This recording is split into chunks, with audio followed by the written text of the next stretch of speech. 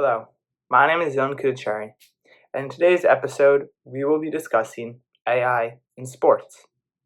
But before we discuss this, we first have to understand the specific categories within this topic. First, AI. So, a lot of you probably already know what AI is, but let's really define this term.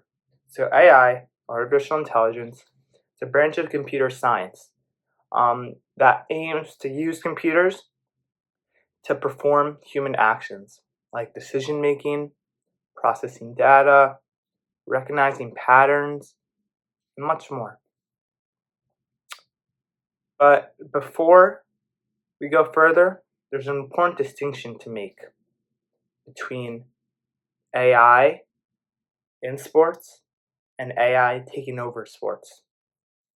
Now, when I first started researching this category, I thought that AI in sports meant a huge influx of AI athletes taking over human athletes in the sport. But upon further research, I realized that was not at all the case. Not only are there very few companies even investing in creating AI athletes, but there's also zero desire for AI athletes in the sport. Because being human and having human athletes is what makes sport great. Because it's humans who have the spirit that invigorates fans. It's humans that make the mistakes and have the great moments that makes being a fan of a sport so unpredictable and exciting. So, although you may have these AI athletes come out onto the field who are more skilled than human athletes, you have to understand that's not what sports is about. It's about watching your favorite player, following their journey to success, recognizing their failures, and hoping for more. And replacing human athletes with AI won't accomplish that same feeling. So now let's get into how AI is revolutionizing sports. With such a wide category as sports, with so many different niches and areas, you have to wonder, where is AI making its impact? In this podcast episode, we'll be discussing AI's impact on scouting, athlete injury prevention and athlete health, how AI impacts major stadiums and events, how AI is creating products for everyday athletes like you and me, and the risks, ethics, and future of AI in sports. And that last category, I think that's one of the least researched yet most important categories out of all of the previously said. Because all of you probably know the controversy surrounding AI. It's different for every industry.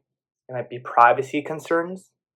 It might be AI taking over the industry and replacing humans, like I mentioned before. And so no one really knows where AI will take sports. I talked to both the head of Gamechanger, and I'll get into that later, but that's a company that uses AI in its business, and that's related to sports. And I also talked to the head of AI development at the Olympic Committee, and both couldn't give me a solid answer for what they think will be AI's future role in the industry. So you have to understand that although I'll try my best to predict where AI is going to go, I cannot give a for sure answer. Now, let's delve in. Now, the first major area in sports where AI is making its impact is in scouting and coaching. I was lucky enough to be able to interview Chris Brady, who's the Chief Intelligence Officer at a company called Sportsology. Now, Sportsology is a company that advises teams and helps them manage their teams so that they can be most successful in the sports industry. Now, this support and advice comes in varying different forms. But Chris talked to me about how one of his main jobs is to figure out how to use AI to help teams in the most beneficial way.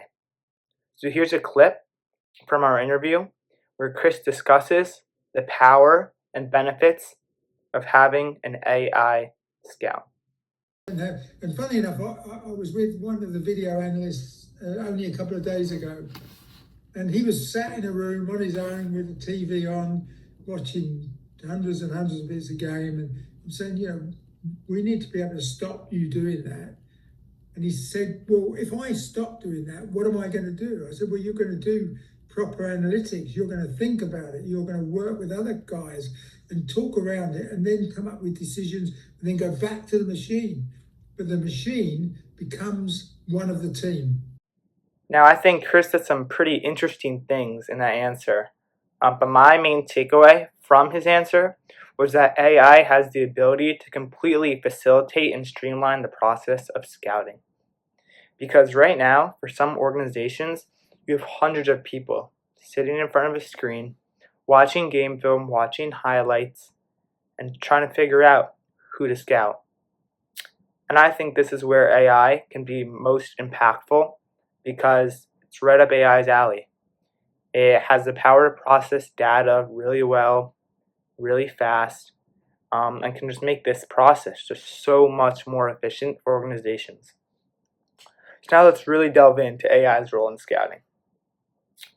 So right now, AI has the ability to use game film to scout players, which is huge because unlike human scouts, AI has zero bias and can transcend some of the limits humans face today.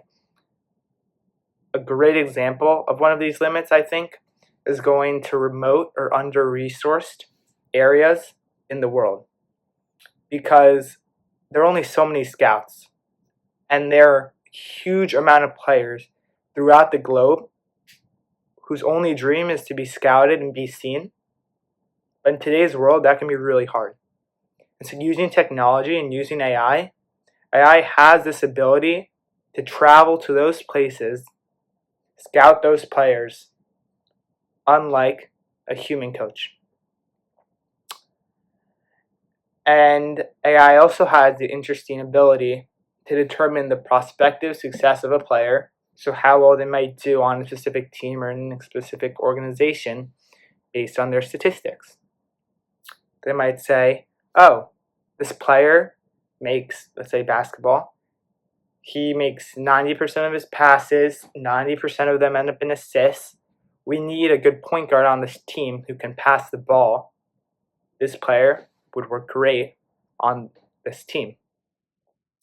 But one struggle AI has while scouting is defining greatness. As I said before, there's a certain quality of sports that robots and AI can't replicate.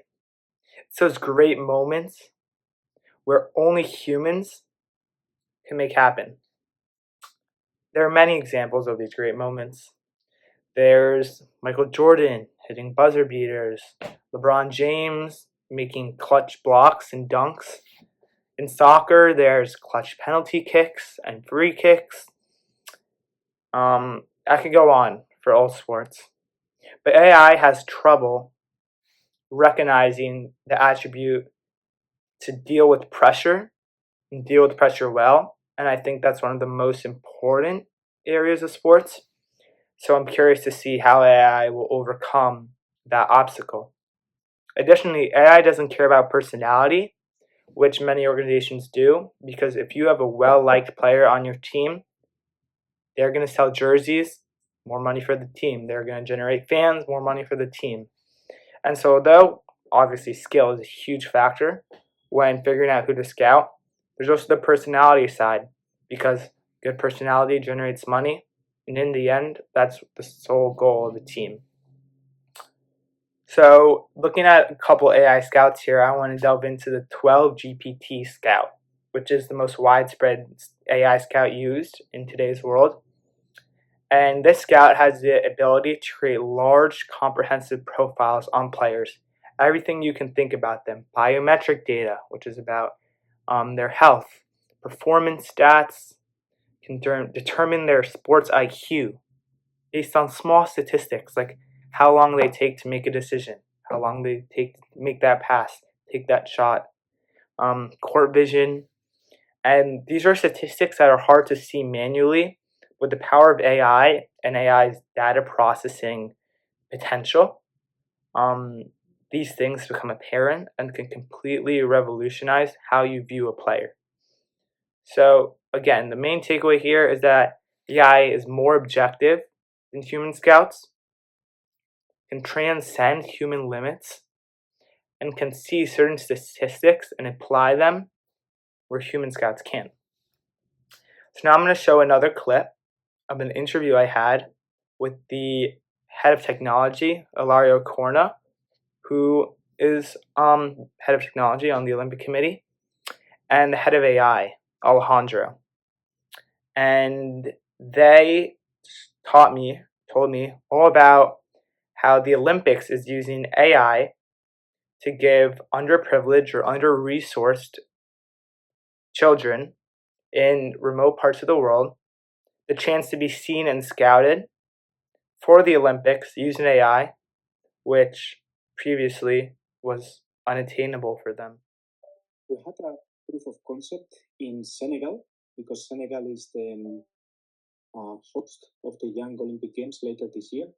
And what we did, a team of the International Olympic Committee, together with technical and commercial partners, went to Senegal to deliver a test, but in the end was delivered an innovative solution. We were able to test 1,000 young athletes. Think of people maybe your age, maybe a bit younger, that have, of course, contact with the sport, but have never been training in some of the sports that we were testing. Then the test was a series of routines. I want you to think jump left, jump right, make 10 push-ups, jump as high as you can, something like that. And just with a tablet and AI logic, it was analyzing the green flags, so the positive deviations. If some young athletes, some candidates had a combination of physical characteristics, coordination, strength, speed, whatever it is, then we were able to give them a hint. You should try and train for this sport because you really have the potential of changing your life through sport. Of these 1,000 young athletes that were tested, about 5% were actually given this positive news that, hey, you could change your life and the life of your community thanks to sport. Go ahead and try wrestling, tennis, whatever the AI logarithm says. That was the first one. We are working on making a bigger one for more countries, potentially globally. It takes a while to do it right, but using this success of Senegal, I'm sure we will make it. And that was another great, interesting answer from Alejandro. He was the one talking. And I think it's really cool that they're giving and spreading opportunity to be scouted and seen, because I feel like in America in general, we take that for granted, right? The opportunity to be seen by coaches, the opportunity to go to all these different events in our country, as there are so many. And in places like Senegal, which he was talking about, a lot of athletes, no matter how good they are, often don't get that chance, which isn't fair, right? Because they may be better than the athlete here in the United States, but just because the athletes in Senegal don't get the chance to be seen, they don't get the chance to perform on that stage. And so using AI to travel to these places, again, another example of AI transcending human limits, is a great way to give athletes in Senegal the opportunity to be seen and the opportunity to have a future in the sports industry. So now I also want to delve into some more examples of AI scouts. I know I talked about the 12GPT scout, but there's also a new up-and-coming company, very prominent in the AI sports industry, called AI.io, and their AI scout is revolutionizing sports throughout the world.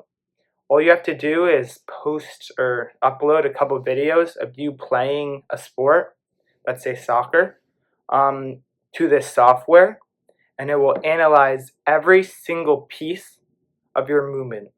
It will analyze your joints, your angles, your spatial awareness, your speed. Any single metric you can measure, this software is measuring that. And you can send that to some of the top soccer clubs in the world, such as Chelsea FC. And I was researching this already. Over 300 people have been scouting using this software. Almost a quarter of them from areas of the world that you normally wouldn't get this chance. And so I think this just shows how many hidden athletes, as Alejandro said, are hidden throughout the globe, and all they're lacking is a chance to be seen.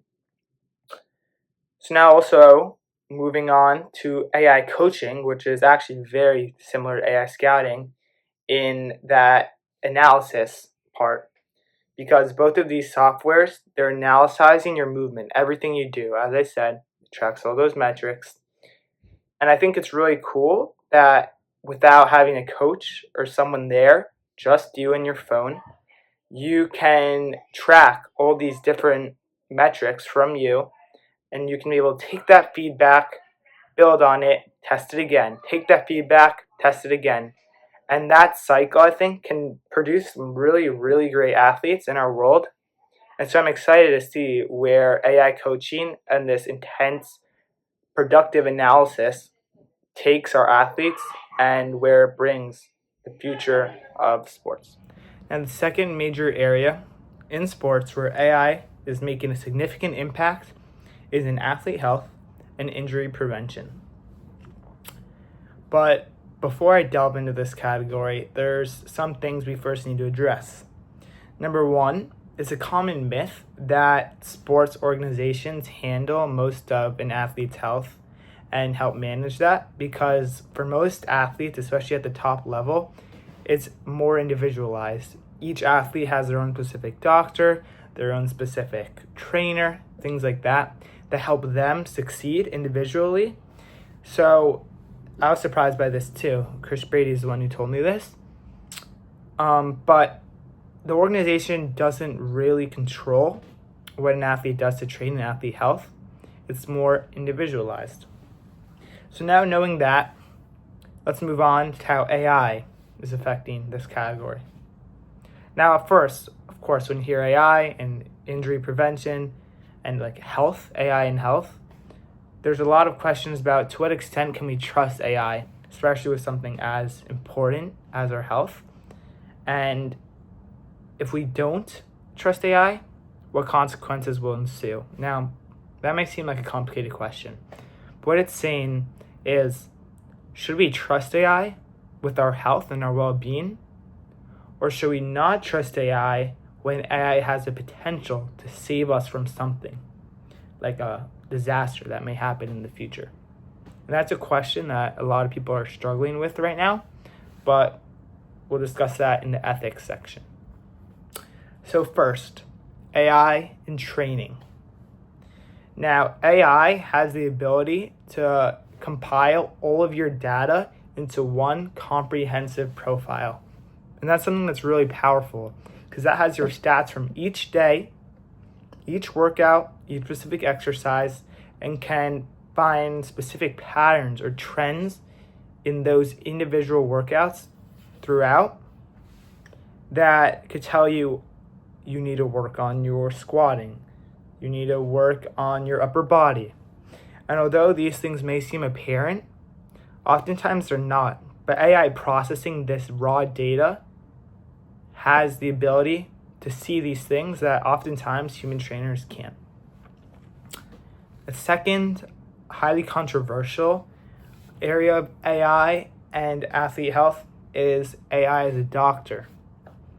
Human specialized doctors, they're often limited by personal bias, high cost, inconsistent availability, things that don't apply to AI. Now, obviously, there are many things you can get from human doctors that you can't get from AI doctors. Human doctors, they have the experience. They know what they're doing.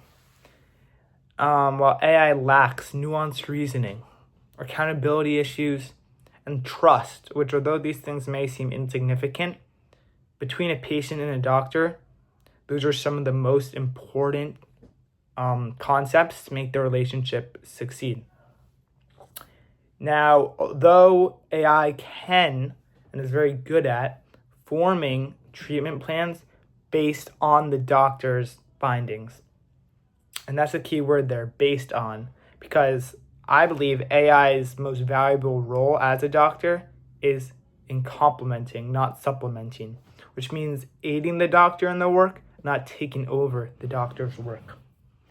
So once a doctor can make a formal diagnosis, can figure out what's wrong, what they need to do, they can rely on AI to make a solid treatment plan based on the already found data. The next major area within AI and athlete health and injury prevention is the most important, which is warning signs of injury and predicting when injury and why injury might happen. Because injury is one of the most devastating parts of sports. It can completely end an athlete's season. It can completely end their career. And oftentimes it's really sad, especially for fans, to watch. And so AI has huge potential in this area to prevent these type of injuries. Because AI, it tracks all these different data points throughout your life. It tracks your sleep, it tracks what you're eating, it tracks smallest things, smallest metrics. And when you have all those metrics, it's not hard for AI to see when you're struggling or going down a path towards injury. And then, although AI is huge in injury prevention, it's also huge in the second part, rehabilitation. AI can suggest certain exercises, track motion and biomechanics to judge whether a player is ready to come back to the field or the court. But most importantly, it creates lifelike simulations that helps that player get back on track towards playing. It's AI that sees and tells the coach, oh, this player's not ready to go back in yet. Give them a couple more weeks or a couple more days. Because that's one of the hardest parts of being a trainer. And a lot of time, it's where people mess up. For instance, one of my favorite players, a basketball player named Jason Tatum, just came back from an Achilles injury that he suffered. And I don't know, like a couple months later, he injured it again, or not it, but he got injured again in the finals or in the playoffs. And that's just not what you want to see, right? A lot of people said they shouldn't have let him come back so early. He should have taken more time. And so that's where AI has huge potential. And lastly, although I'm going to get into this later, AI has huge potential, not if you're not thinking on a grand scale, right? But more for athletes like you and me who can wear. You have Apple Watches, you have Oura Rings, both of which are products that I will talk about later. But it's these devices that use AI, again, to track a lot less biometrics than you see at the top level. But still, your sleep, your heart rate, stats like that can still help you become the best athlete you can be, even though they're not as much money and are a lot more accessible. So, all in all, there are a lot of controversy and questions surrounding AI and athlete health. But the most important thing to remember is that AI's role is to complement the pre-existing medical system with doctors and trainers and certified physicians. Because AI doesn't have the capability yet to take over these roles, but it can do a great job of using data to help the player towards recovery and help warn the player rather than giving diagnoses. In tennis right now, the US Open has implemented a system for refereeing called Hawkeye, which is able to tell within 6 millimeters whether a ball is in, on the line, or out. And again, it is accurate within 6 millimeters. Now, this Hawkeye system is actually very needed, as in tennis, when balls are flying at speeds over 100 miles an hour, it is extremely difficult for humans to tell whether a ball was in. Now, other organizations, such as the NBA are also considering using a Hawkeye camera powered by AI to call whether a player's foot was in or out. Now, historically, line calls and out of bounds calls are some of the most disputed calls between players and referees in sports. And so using AI and AI powered cameras to take over these calls are one of the most effective and impactful ways AI can help create a fair version of each sport.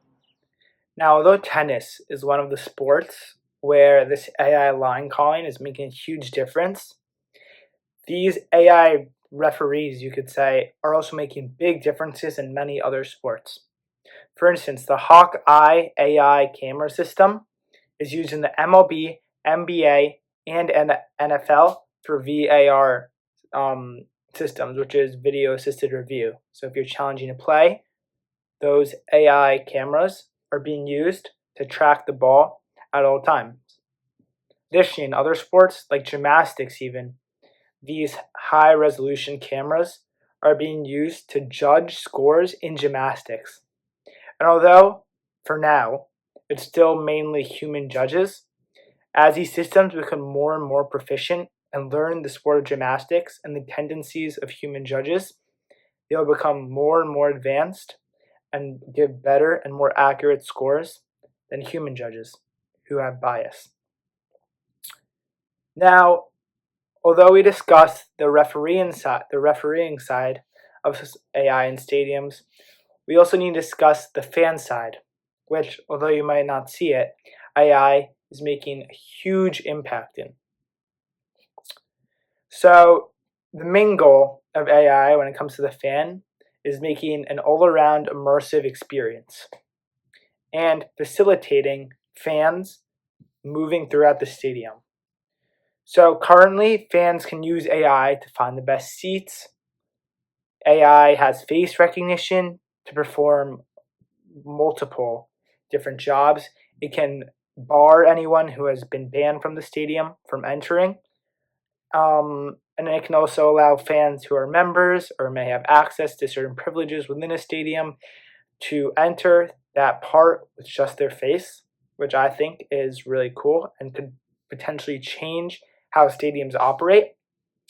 It's also huge for stadium security. Eliminating those long lines has the potential to scan weapons and compare them to weapons already in their database to make stadiums safer.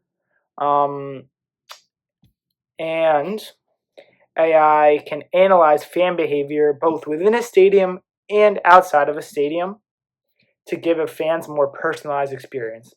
For instance, if we're looking at experiences outside a stadium, the AI can analyze what sports or what players a certain fan has been looking into, and the AI can then offer personalized highlight reels and clips and suggestions and seed options based on those tendencies of the fan. So now, not only is the fan getting more personalized data, but it works better for the company or the organization because then that fan is going to be more likely to go to the game or buy tickets or watch a certain game, which generates revenue for the organization. For instance, in the 2024 Paris Olympics, AI was used on the Olympic app to generate automatic highlights because, as you know, the Olympics have multitude of sports. And so by offering specific personalized highlights to each person, it made the Olympics more enjoyable. It made them more interested in their specific sport.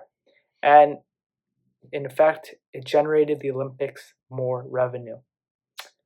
But when we talk about cameras and stadiums and all this advanced technology, we have to wonder why, because it's not just to give the fans the best experience possible.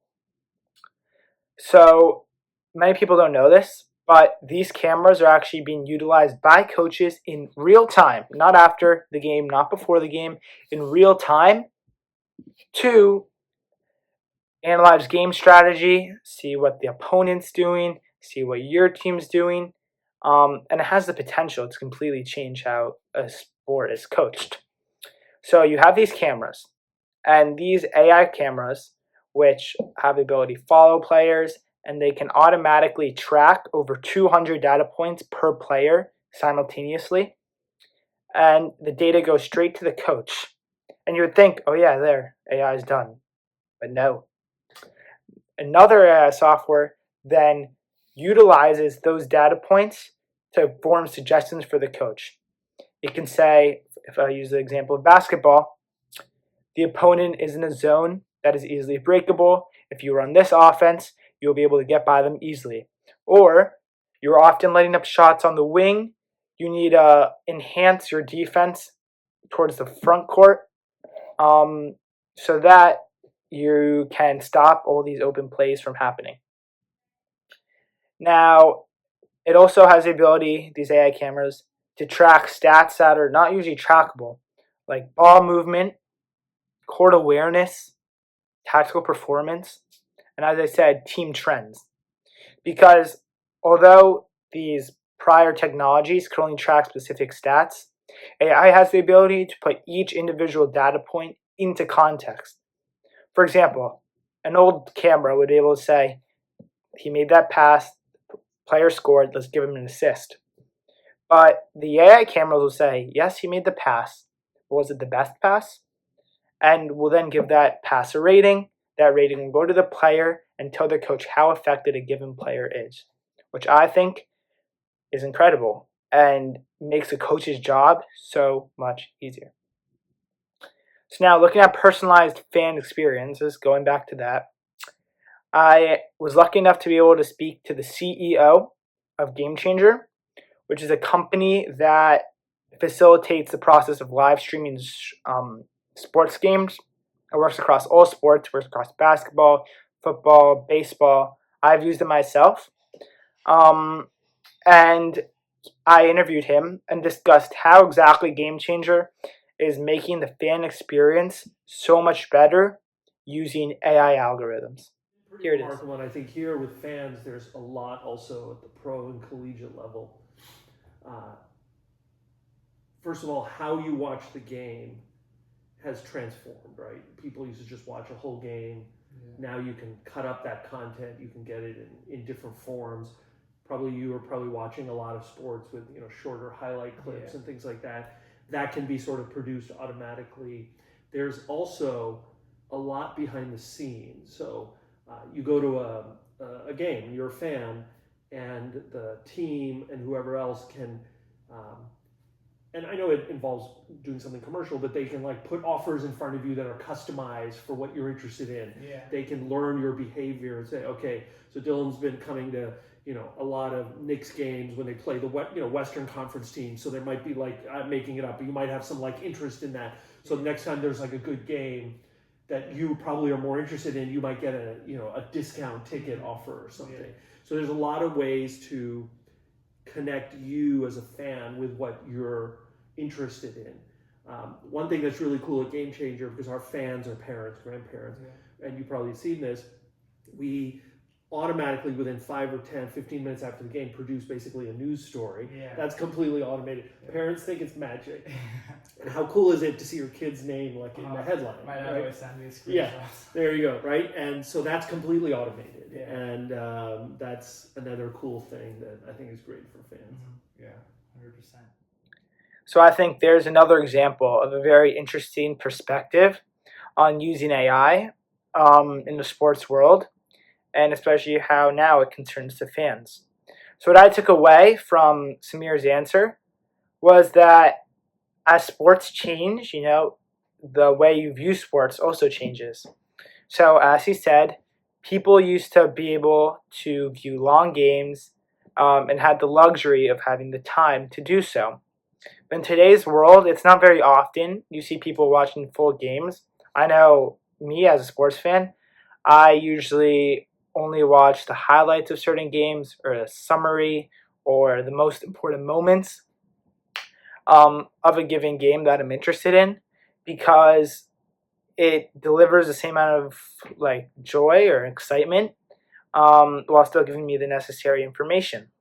And so I think at Gamechanger, Samir is doing a really good job of utilizing that mentality and utilizing that shift in attitude by providing families with this summary of a game and these automated highlight reels so that parents or fans of a certain player can see their kid or their favorite player play and perform and do great on the field without necessarily watching the whole game or being there in person, which I think is great, even though it's on a lower level, can still change sports in a really impactful way.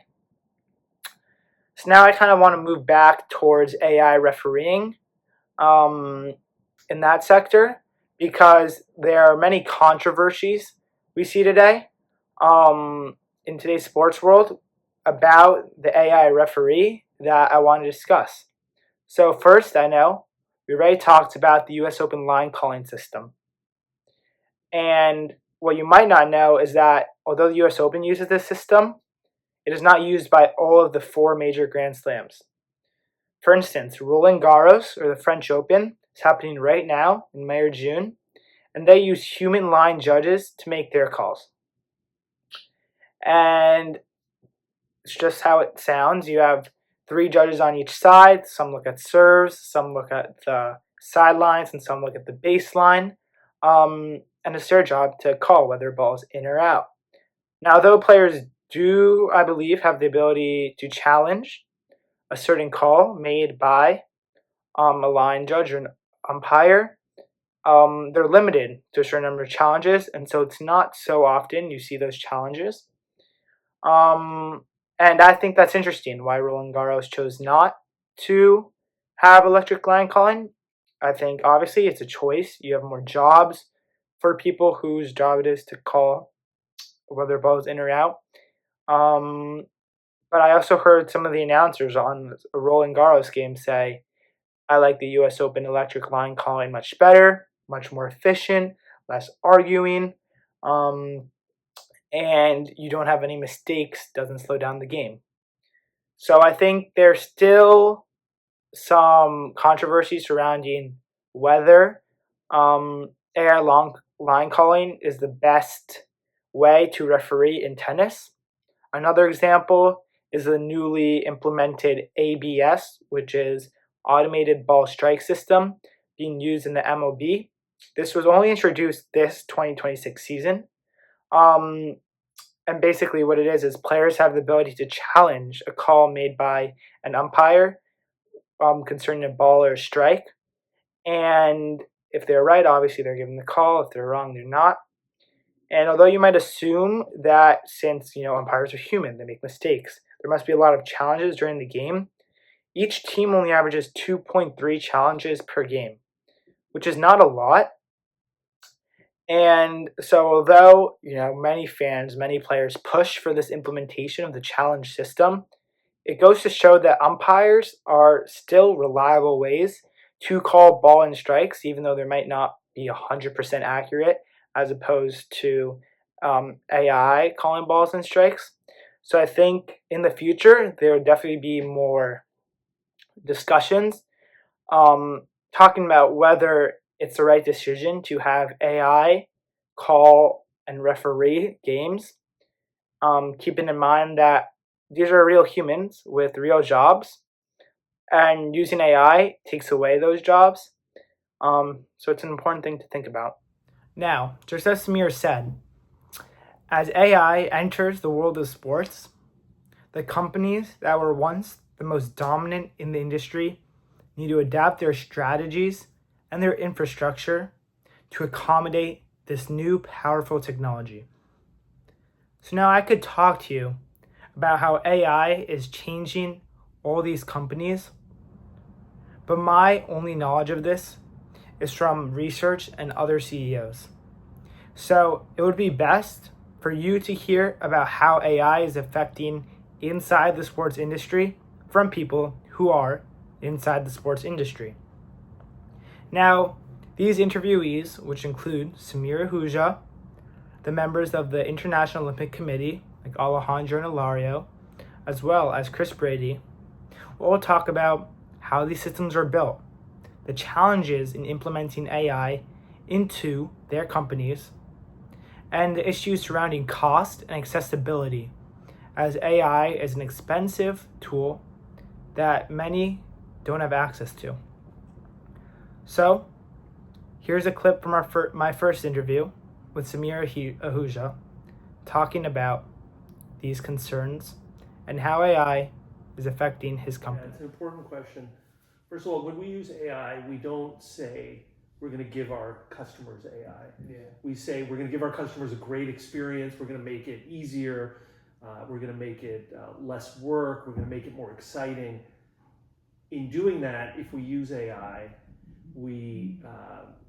that's really good. So we don't just build AI because it's like exciting right now to talk about it. In terms of the cost of it, it's a great question. One of the interesting things that's happening kind of in technology, before AI, you had, and you still do, all these cloud providers. Basically, you could run a lot of software without owning all of the hardware. Yeah. Like with Amazon Web Services or others. So all of these companies are now doing the same thing with AI. So they're building up their AI capabilities so other companies like ours can piggyback on their infrastructure. It is absolutely going to be expensive. Yeah. But if you focus your AI investment on what is really good for customers, then it's totally worth the investment. You can create a product that customers feel justified paying more for, and you're able to kind of justify your investment. So if you just do it for the hell of it, for the sake of it, you're probably just going to spend a lot of money. So it has to be always rooted in what making your customers' lives better. Another great perspective from Samir. And what I took away from this was that with such an expensive tool as AI, every single move, every single decision you make concerning AI within your company must be customer oriented. Meaning, just as he said, you can't implement AI into your company just for the sake of implementing AI and saying we incorporate AI into our software. Because AI is expensive. And if you don't have a clear goal or a clear initiative to use AI within your company, then you won't be reaping the full benefits of AI, and it won't be worth the cost. I saw a similar perspective when I interviewed Chris Brady, who talked about how at his managing company, they have to adapt to the needs of the organization in order to deliver what's best for that organization. So here's another clip talking about the cost of AI from my interview with Chris Brady. The biggest obstacle to the development of AI is cultural. It's like, this is our culture. We know football. I've played NFL football since I was 12. I know what I'm doing. Yeah. Oh, okay. Well, did you know that? If just on simple things. If you look back on the analytics over the last 20 odd years, and you just look back on the 3-pointer in the NBA, or you just look at fourth down conversions, that was just somebody looking at the data and going, well, this looks like. Well, that probably took people years to get round to actually doing that. Mm-hmm. That data, the data regarding the 3-point has been around for about 50 years. Nobody started to really take notice of it till about 10. I don't know, when did all the data around 3 points come in? About 10, 15 years ago, something like that. Yeah, 2000s, I guess. Yeah, exactly. Well, it's been known since the 1970s, but nobody wanted to have anything to do with it, And then all of a sudden, somebody says, "Well, actually, if we do this, we're going to start winning." And once somebody starts winning, it's like the Moneyball stuff. When the Oakland A's started to win, it's like, okay. And I know Billy Beane reasonably well, and I asked him years ago. I said, "How long did it take before other people caught up with understanding the analytics that you developed with the A's?" 6 months, he said. 6 months. 6 months, the advantage was gone because everybody was doing it. But it takes somebody to just trip over, just do that, just trip it. And I think that's the issue, is that the cultural resistance within, actually, I'm not being unfair to sport, within any industry, of people who've worked in it all their lives, and somebody comes along and says, why don't you do this? Yeah, and they're like, no, we've always done it this way. Oh, right, okay. So that, I think that the cultural resistance is the biggest resistance to innovation and that's not just AI. That's anything. Yeah. So once AI will take a long time to be accepted in the field, but once it starts to like really truly affect sports teams and how they win, and other teams start to see that, then immediately there'll start to be a shift where more teams start to. The work we're doing with a couple of teams is work that we're doing almost for free. You know, we're not taking a huge amount of money, mostly because they won't pay a huge amount of money. They're not ready for it. But if we can prove in hockey, in soccer, and in NFL, if we can prove that the one tiny solution we made for X meant that they decreased their goals against, by 2%, people will start to look up. So we're using that to try and prove the concept. And I think a lot of the work in sport is still in the proof of concept time frame at the moment. But it's like the way you just said it, Dylan, if somebody says, well, we got in the playoff this year and we haven't been in the playoffs for the last 10 years, and the difference was we used this bit of AI, everybody will start to use it. Mm. They call it. I was talking to the ice hockey guys the other day, and one of them said, "Yeah," and I think it's true of all sports. He said, "We're a copycat industry. Yeah. Somebody starts to win. We'll play like them." And I think Chris made a great point there that with such a new technology as AI, there are many companies and many organizations that he works with that may be hesitant to use such a new technology. But in that clip, he pointed out something that I thought was very interesting, especially since he's on the inside of the sports industry, where he pointed out that in sports, there's a culture where if one team has a technology or strategy that makes them win and makes them succeed, which is the goal of all organizations in sports, then other organizations will take steps to copy that mechanism. And so as AI provokes more and more success for organizations, this resistance against using AI will slowly degrade as more teams want to use AI to win and they see that happening to other organizations. Now here's one last clip from my interview with the members of the International Olympic Committee, where they discuss keeping AI, which is such a powerful and impactful tool, accessible to all who need to use it. I'd like to jump in, but for me, the way that we're doing it is we're making sure that everything that we do at the AOC is shared.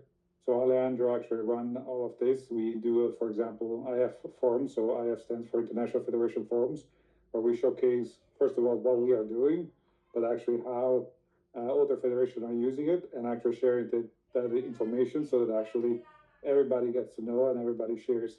As the AOC, we use also the technology to share information.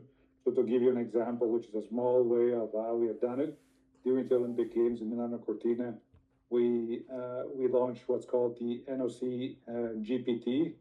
NOC stands for National Olympic Committee GPT, where National Olympic Committee were able to search and request in their own languages, because every NOC needs to apply, do certain things for grants or not. And actually, this is the first time where we enabled that. So this actually gives everybody access to all of the resources in their own languages and stuff like that. So it's really much about sharing and our knowledge and spreading across the Olympic movement. I don't know if you want to add anything. It's a great way of putting that. We have a very heterogeneous ecosystem. We work with some stakeholders. Think of national Olympic committees, think of international federations that are extremely well founded. They have AI experts, they can innovate, they can do their work very efficiently. But we also work with some that not. We work with some very humble, understaffed national Olympic committees or international federations, or with athletes, or with stakeholders that they don't have any AI literacy or not at all. And this is something we can help. We can help if we put them all together, if we make tools that help most of them. And whenever we try to decide what to do, we aim not to raise the ceiling, so not to make a solution that makes the life of the 1% even a bit better, but to raise the floor. So make sure that those that don't have at all access to AI, or they don't know how to evaluate the risks of AI with the vision that Ilario was mentioning before of the trustworthy AI framework. So we will try to help there. Now, in that clip, both members of the International Olympic Committee talked about making AI tools more accessible throughout the globe. However, there are many ways everyday athletes, such as you and me, can use AI in our everyday lives to help with our overall health. For instance, this is a device called the Aura Ring. You may have seen it. My mom uses it. And I'll show you how this simple ring uses AI to create actionable insights for its user. So if we open up the Aura app, the first use of AI is this advisor feature.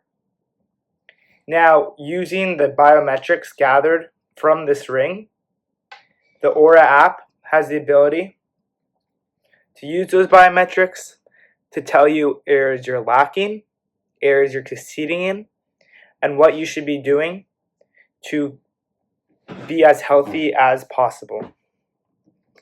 For instance, this advisor page right here has multiple questions on it, such as what's affecting my heart health lately? How can I improve my heart health? Explore the relationship between my stress management and my sleep quality. Using AI, the app can answer these questions along with your biometric data to ensure that you know as much as possible about your health. Another example of AI in the Aura app is menopause insights, as this ring has the ability to track hormonal changes that can help you manage your cycle. All in all, the AI in the Aura app can interpret biometric data gathered by this ring to create, I'll use this term again, actionable insights, where you can perform certain actions to better your health.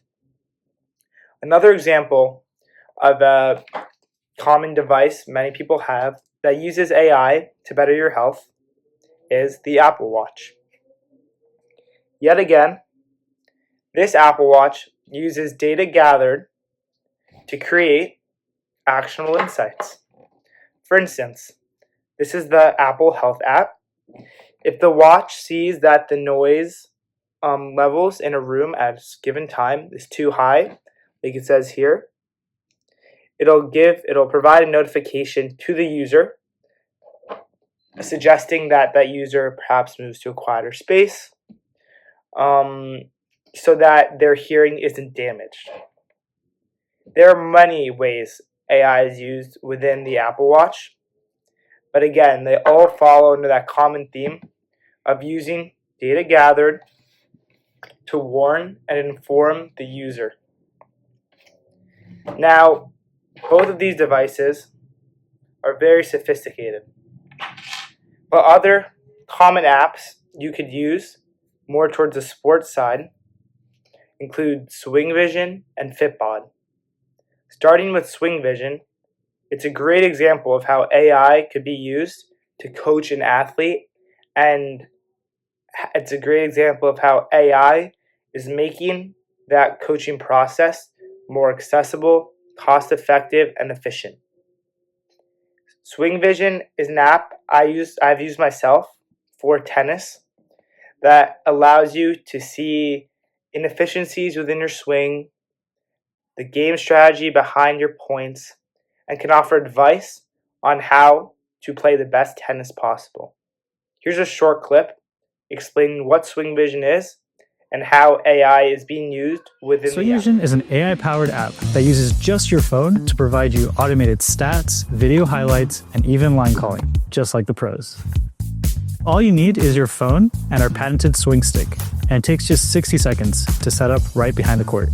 Swing Vision's proprietary AI uses the camera feed coming into your phone to track the ball trajectory in 3D, allowing it to track pro-quality stats like ball speed, shot placement, and even whether the ball is in or out in real time with audio feedback.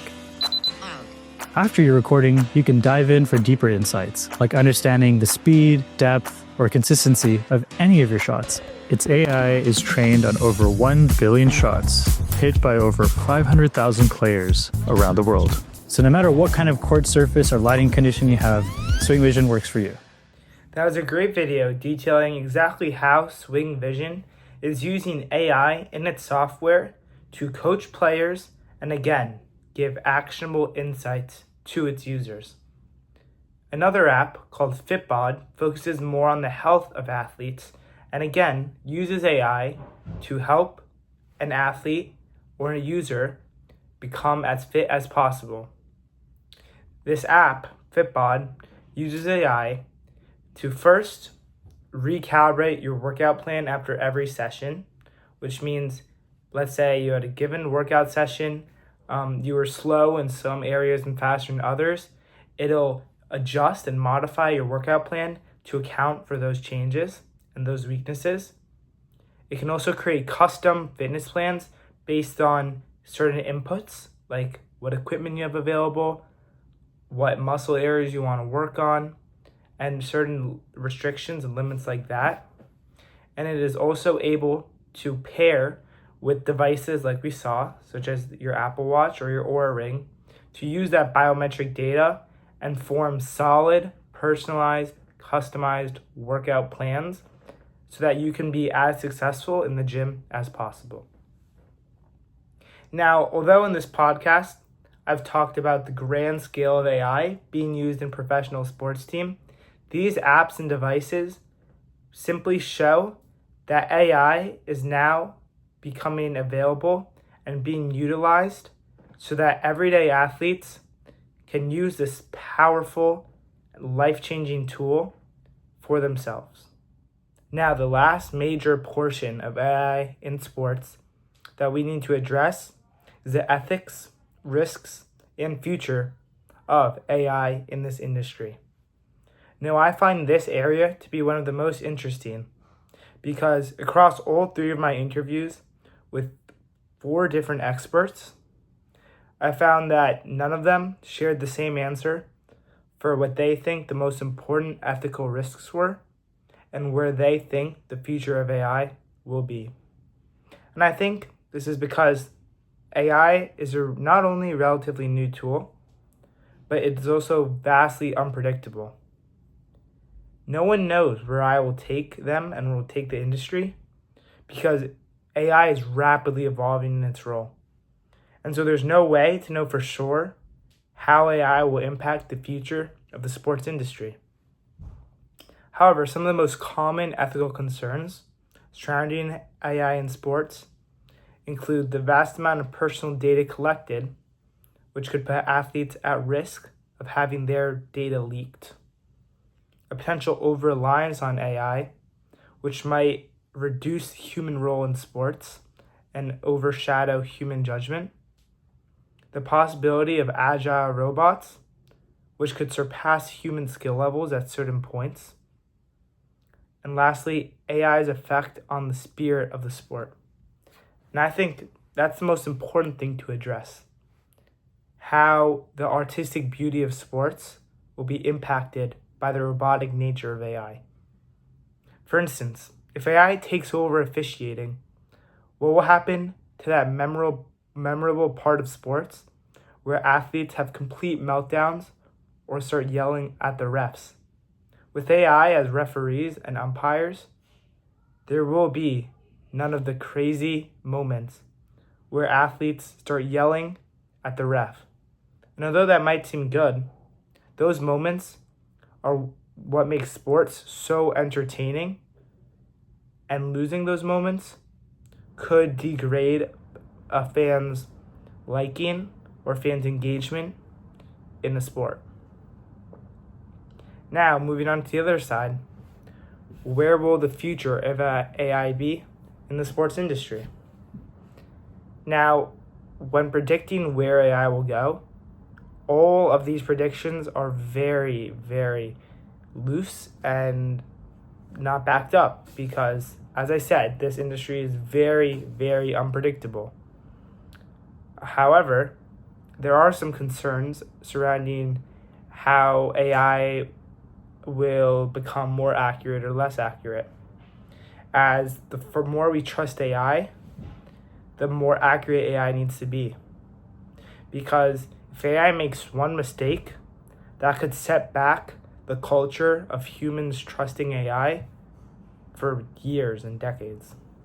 There's also many concerns about the affordability of AI and making sure every nation and every team has equal access to this powerful tool to set an even playing field.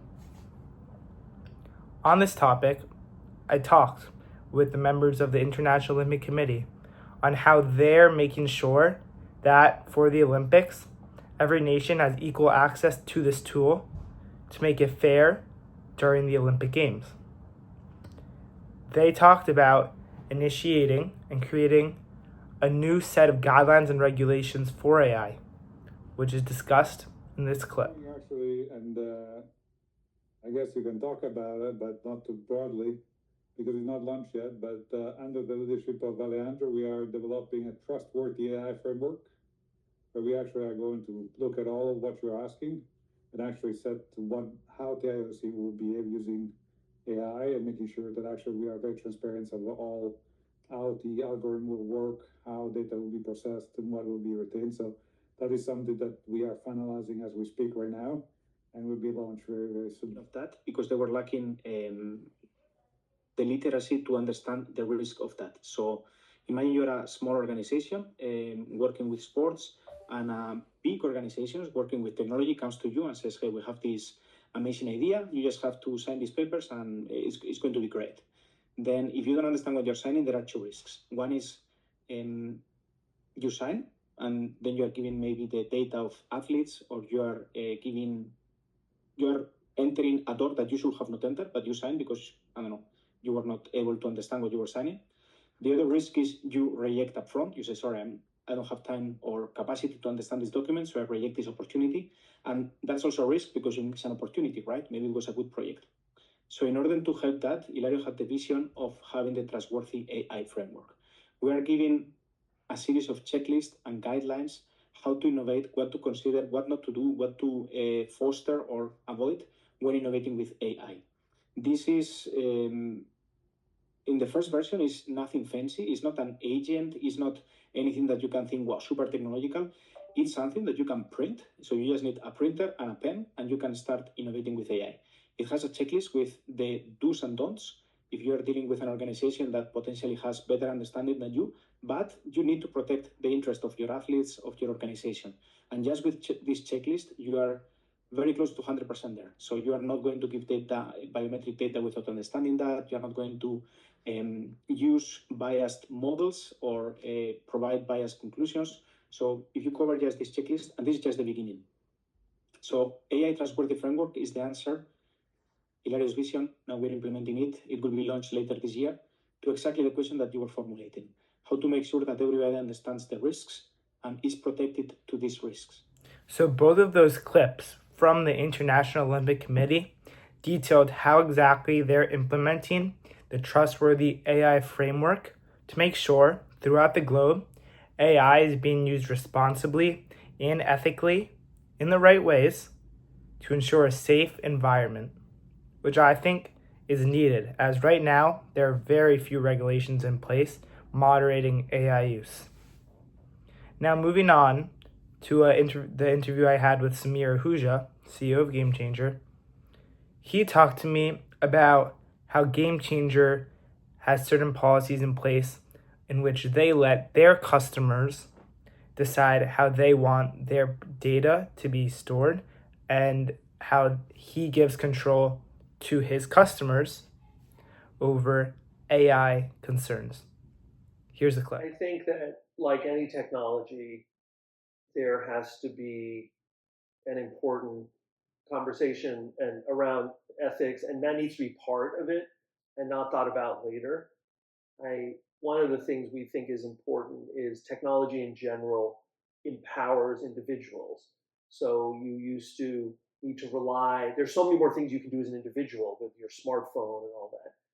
So our position is give people great tools and empower them to understand the benefits and the risks and really come together as a team, as a family, as a community, and figure out how they want to use it. We give a lot of, in the original core Gamechanger app, a lot of decision making, like privacy. You may have seen this, is up to the coach of the team. Some teams don't even want the parents to see the stats in video, and that's a decision. Others don't want anyone who's outside of the team to see it. There are some teams, maybe kids getting recruited or something, where they open it up to the public. So we want to help educate people on the positives and the risks and have them feel empowered. But the whole industry needs to come together and do this collectively. I think, again, another great point from Samir, in which with such a fluid company as Gamechanger, with such personal data, it's best to give control over privacy to the individual rather than having an all-encompassing set of rules. Now, the last interview with Chris Brady, I talked to him about what companies should be doing to ensure AI is being used ethically and how exactly people should make sure that they are using AI in the right way. Here's a clip. Could there be an over-reliance on AI? I think that's a danger, like with all technology. I mean, I don't know how would you describe your handwriting? Is it any good? Is it nice? Is it? Yeah, I'd say it's pretty good. It's good. I bet it's nowhere near as good as mine, and that's because I'm 50 years older than you, and so we were taught that every day at school, every single day. Now, most people your age, why bother? Why bother? Like if we were doing this interview 30 years ago, you'd be making notes. Mm-hmm. You wouldn't even be recording it, probably. Yeah. So there can be an over-reliance, but that's not necessarily a bad thing. But it just changes the way the world is. It means that your handwriting's not that good. So what? Who cares? Yeah. Because you're still because your typing would be much better than mine. Your opposable thumbs working on your phone would be 1,000 times quicker than mine. So you develop other skills. So there are sort of compensatory skills that develop as others die. So I think that was one question. The ethical question is much more difficult. The ethical question is, surrounds stuff like the Glock thing that's going on at the moment. Glock, is it Grok? Yeah, Grok. Yeah, all the ethical stuff around that. Now, that's not specifically about sports, but that's something that nobody, when I was talking about AI even 5 years ago, when people were asking about the ethical side, nobody had even thought about a program that will strip people of clothes and sort of more like why would you bother? Why does anybody bother? And all of a sudden it's a massive big thing. I think the problem with ethical legislation is it can never quite cover everything that people can think about, because it's a bit like whack-a-mole. I think Chris made two really good points there. First, he posed a question: is over-reliance on AI really a bad thing? As Chris sees it, A potential over-reliance on AI is simply humanity's next step towards becoming more familiar and more focused on AI. Because as new powerful technologies become available, it's natural that humans drop their old habits and pick up their new habits with this new technology. The second point he made, which I also thought was very interesting, was the problem with coming up with effective AI legislation. Because with such a creative, powerful tool as AI, no one knows the many ways AI can be used in the future, so it's hard to create steadfast rules that can be applied to all situations concerning AI. Now, I have to say, humankind is a far ways away from being able to put their full trust in AI, but I too think the steps multiple organizations, such as the Olympic Committee, the steps they're taking is a great way to start addressing the many concerns humanity has over AI so that they can gradually become more familiar with this new technology and begin to put their trust in it. Despite AI and its amazing capabilities, what makes sports so special at the end of the day is its spirit. The roar of a crowd, an electric moment cemented in our memory, the feeling of having your favorite team win the championship. Those are feelings that you don't forget. Those are the reason that sports remains one of the most popular forms of entertainment humanity has ever seen. We've come a long way from the simple handwritten books that used to be used to keep track of stats, where we now have AI tracking the most intricate biometrics, such as internal hydration levels. And I'm positive AI will only grow in its role, possibly leading to an era where sports is dictated by data rather than intuition. However, it's important not to lose ourselves in AI, because with such a powerful tool as AI that can lead to so many possibilities, it's easy to get lost and forget the significance of what being human means. And who knows, maybe one day we'll see AI coaches win champions. Yet, until then, let's embrace the beauty of sports and everything it has to offer. Thank you for listening to this episode. Hope to see you again soon.